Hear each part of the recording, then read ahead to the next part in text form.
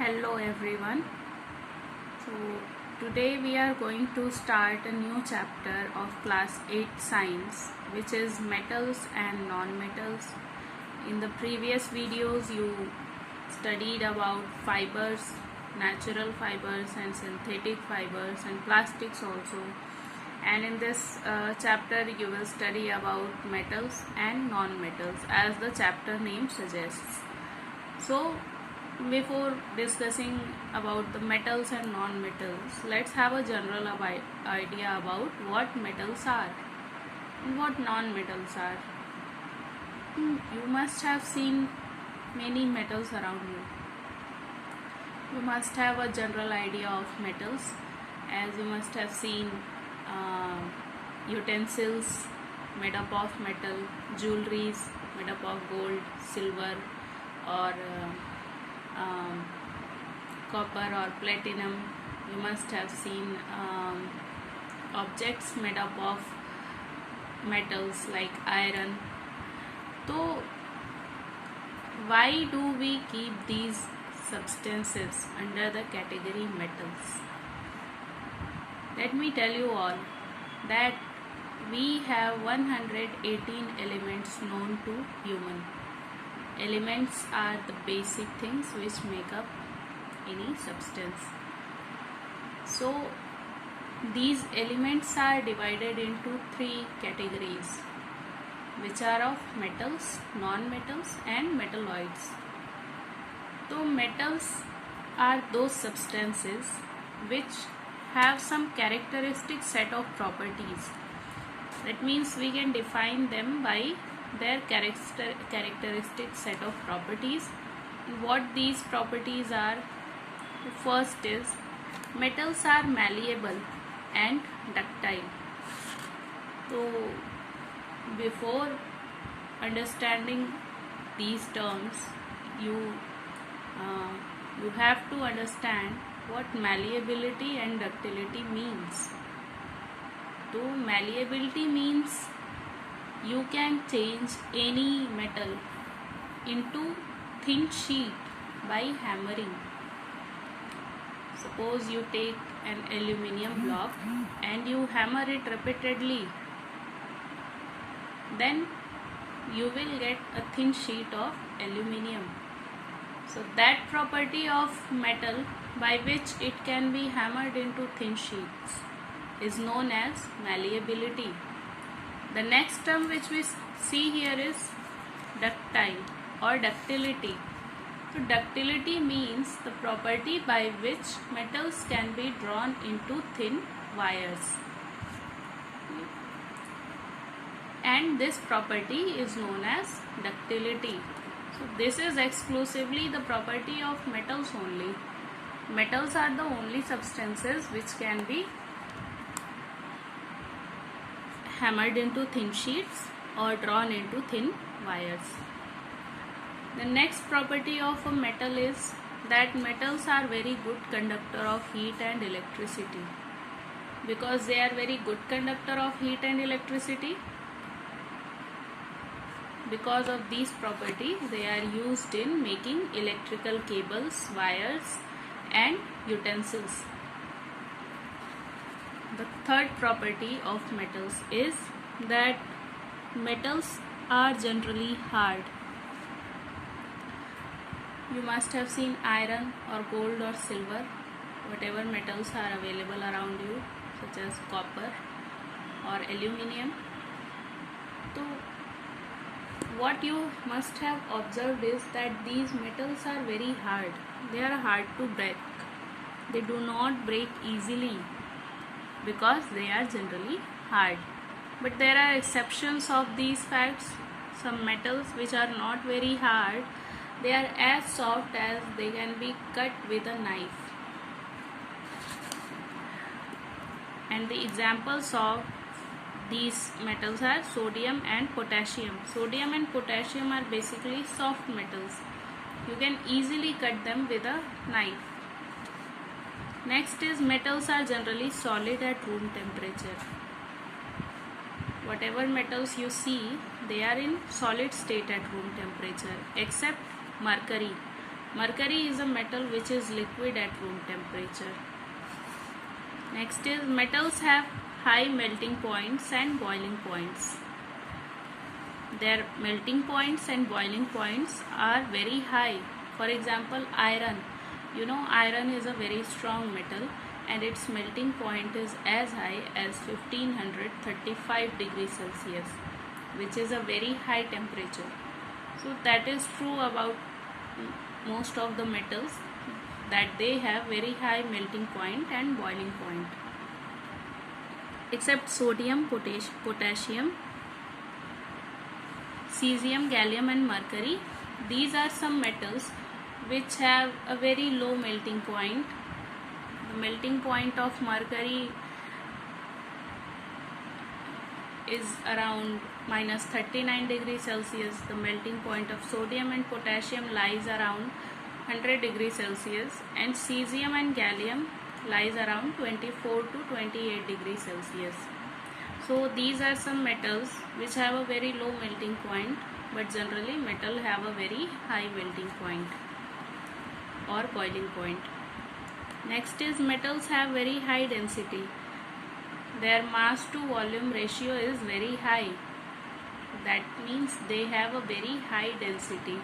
They are very heavy. Even a small piece of metal, if you take, it will be very heavy in comparison to a wooden block or any non-metal substance of the same volume. That is because of its high density. Next is metals have very high tensile strength. The tensile strength represents the strength of metal to withstand large weights. If a metal can hold large weights, then it will be said to have a very high tensile strength. So metals are generally very strong, and because of that they have a very high tensile strength. That means they can withstand large weights, and because of that they are used in large constructions like bridges, multi-story towers or apartments or buildings. That is because of its high tensile strength. Next is metals are generally silver or grey in color, except copper, which is reddish brown in color, and gold, which is yellow in color. Whatever metals you say, if you take example of aluminium, it is silverish grayish in color. If you take example of iron, it is grayish black. If you take example of silver, it is silver in color. Platinum is also silver in color. So mostly metals are grey or silver in color, but there are a few metals like copper and gold which have a slight different color. Copper is reddish brown while gold is yellow in color. Metals have characteristic shine, which is referred to as metallic luster. So metals have a very particular type of shine in them. That is because of the reflection of light from its surface, and that shine is known as metallic luster. It is a characteristic property of metals only. Another property which I forgot to mention is that metals are sonorous. That means they produce ringing sound when they are struck. So whenever you strike a metal, it will produce a ringing sound, and this property of metals is known as sonority. Because the metals are sonorous. So that is about metals. Now let's have a look on the properties of non-metals. So the properties of non-metals are basically opposite of that of metals. The first is that non-metals are non-malleable and non-ductile. That means you cannot hammer them into thin sheets, or you cannot draw them into thin wires. That is because the non-metals are very brittle. Brittle means they break very easily, and because they are brittle, they break very easily. You cannot really convert them into thin sheets or wires. Second is non-metals are very poor conductors of heat and electricity. That means they are insulators basically. They do not conduct heat or electricity. But there is an exception. which is graphite. Graphite is considered a very good conductor of electricity. It is an exception to this rule, and because of its very good conductance, it is used as an electrode in dry cells. But except graphite, all the non-metals are poor conductor of heat and electricity. That means they are insulators. Third is non-metals are generally soft and brittle. Non-metals break very easily. They are very soft, but there is exception to this rule also, and that exception is diamond, which is the hardest known substance on earth.